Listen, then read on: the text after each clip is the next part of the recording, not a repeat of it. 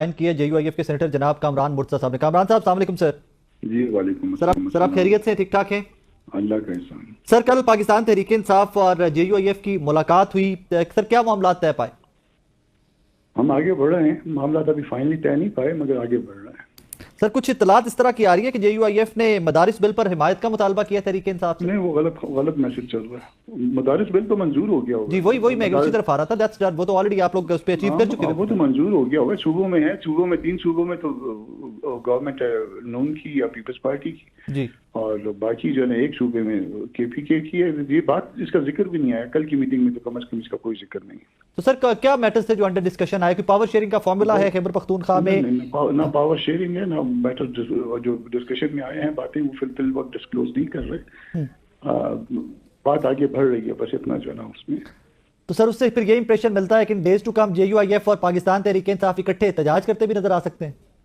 देखिए, ये एहतजाज का फैसला अभी तक नहीं हुआ। अगर कोई बन गया इत्तेहाद तो वो इत्तेहाद खुद फैसला करेगा।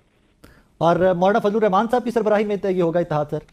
ये बात अभी तक कोई पता नहीं है कि किसकी सरबराही में होगा। कोई नज़म जो भी बनेगा उसमें अभी तक जो है वो सारी पार्टियां मिल के बनाएंगी नज़म। सर अभी तक जो आपका एक नजरियाती इत्तेहाद या उसको कह लीजिए जो जिस तरह रिसेंटली आपने कॉन्फ्रेंस में भी शिरकत की, वो आइन की बहाली या आइन को बचाने की हद तक तो आप लोग इकट्ठे हैं सारे? आइन की हद तक, कानून की हद तक हम इकट्ठे हैं सबके साथ। इवन उसमें नून के साथ भी चलने के लिए तैयार हैं। जहाँ पे दस्तूर की बात आएगी, बालादस्ती की या कानून के ऊपर अमल दरामद की बात आएगी, मगर इसकी अभी तक बाकी जो चीजें जो है उसमें किस तरह से आगे बढ़ना है ये अभी तक जो है वो बातें तय होना बाकी है। Sir can we expect that in days to come Maulana Fazlur Rahman साहब से डायरेक्टली भी पाकिस्तान तहरीक इंसाफ की सीनियर लीडरशिप की कोई मुलाकात? तो मेरा ख्याल एक्सपेक्टेड है 1-2 दिन में। तो वो क्या कंक्लूड करेगी वो मुलाकात मैटर्स को, या अभी फर्दर टाइम टेकिंग प्रोसेस है? नहीं, फर्दर टाइम टेकिंग है। उसमें वो वैसी कर्टसी में आएंगे और मिलेंगे। उसके बाद जो है फिर बात हमारी भी पार्टी के अदारों में जानी है और वहाँ पे भी खान साहब के पास जानी है।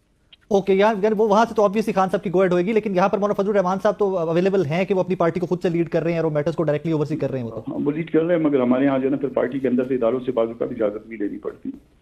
सर यहाँ पर बजाहिर तो कल के शो में भी हमने डिस्कस किया कि when it comes to JUIF तो आपकी रिजर्वेशन अपनी जगह पे, लेकिन आपके लोग तो गिरफ्तार नहीं है, आपके लोग तो बिहाइंड द बार्स नहीं है, या आपकी लीडरशिप तो अवेलेबल है। तो जब कल को एहतजाज की बात करती है तहरीक इंसाफ तो उसमें 1 पॉइंट एजेंडा उनका तो उनके कैदी, उनके लीडर्स की रिहाई, वो होगा ना एहतजाज का? नहीं, उसमें जो भी होगा नेशनल एजेंडा होगा, और नेशनल एजेंडा वो तय करेगा इत्तेहाद कि नेशनल एजेंडा क्या होगा।